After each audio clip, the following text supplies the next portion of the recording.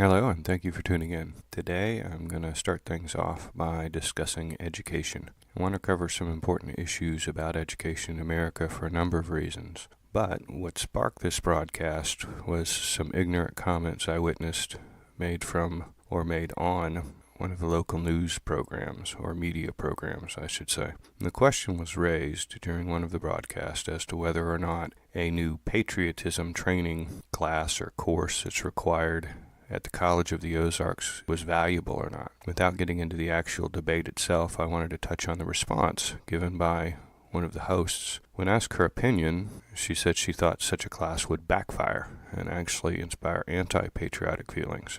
That comment definitely made me raise an eyebrow, but what came next was more concerning for me.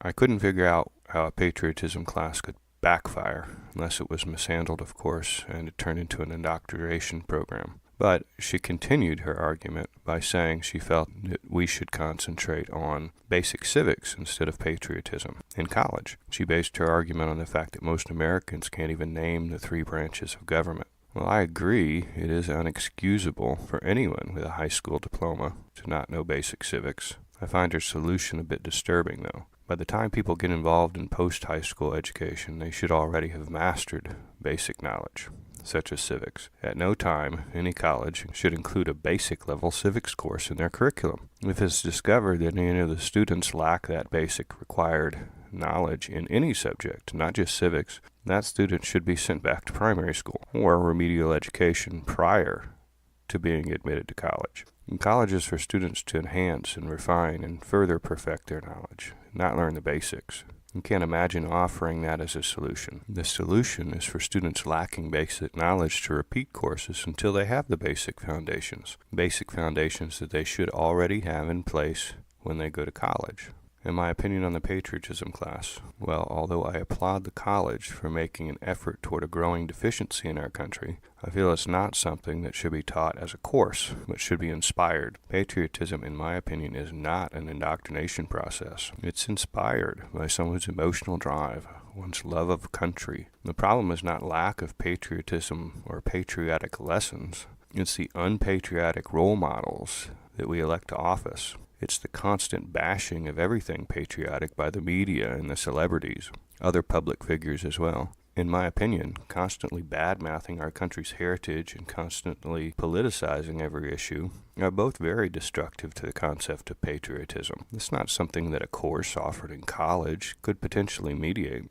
There are far greater things to focus on than just offering a quasi-indoctrination course during college, in my opinion. Now let me get back to education. Education has been debated since I was a child, with major issues being funding, standardization practices, and how to properly educate people at all levels, from kindergarten to postgraduate studies. Let's start by talking about the funding.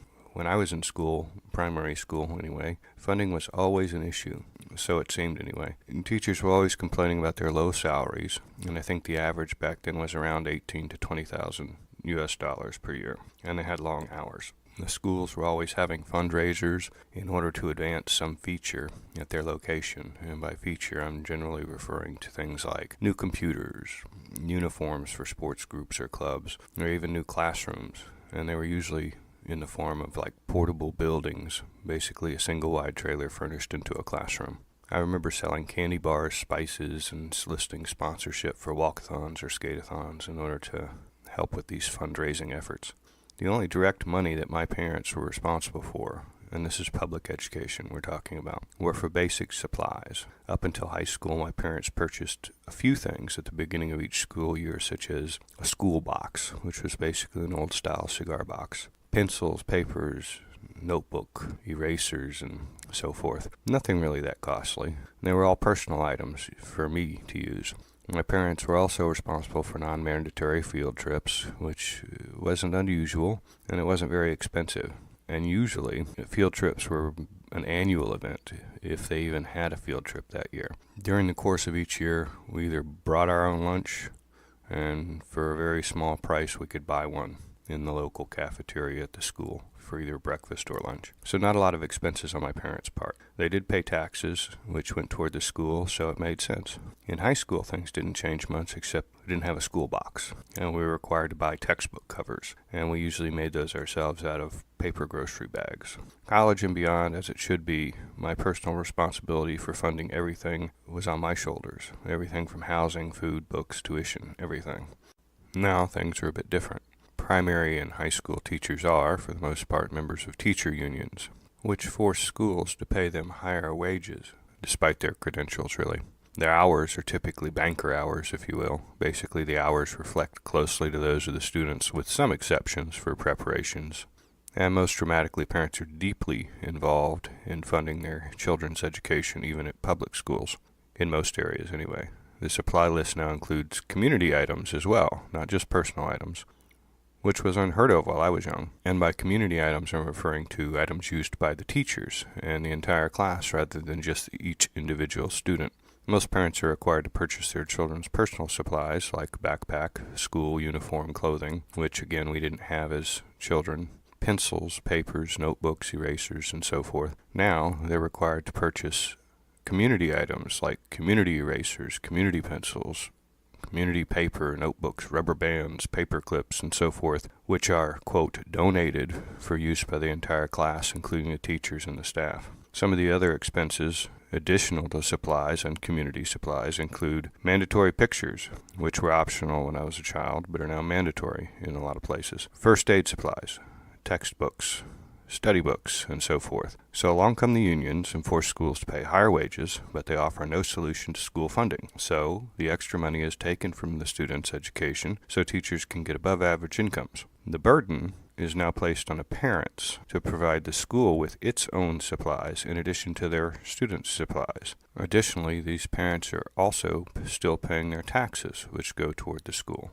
This is a bit outrageous in my opinion, and as you can tell, I'm not a real big fan of unionizing our public school education system. It clearly reduces the effectiveness of the system. We should really prioritize at a higher level, especially if we've gotten to a point of media hosts suggesting we offer third grade level civics courses to college students because they generally lack the knowledge base to be worthy of a degree which they have now been accepted to pursue.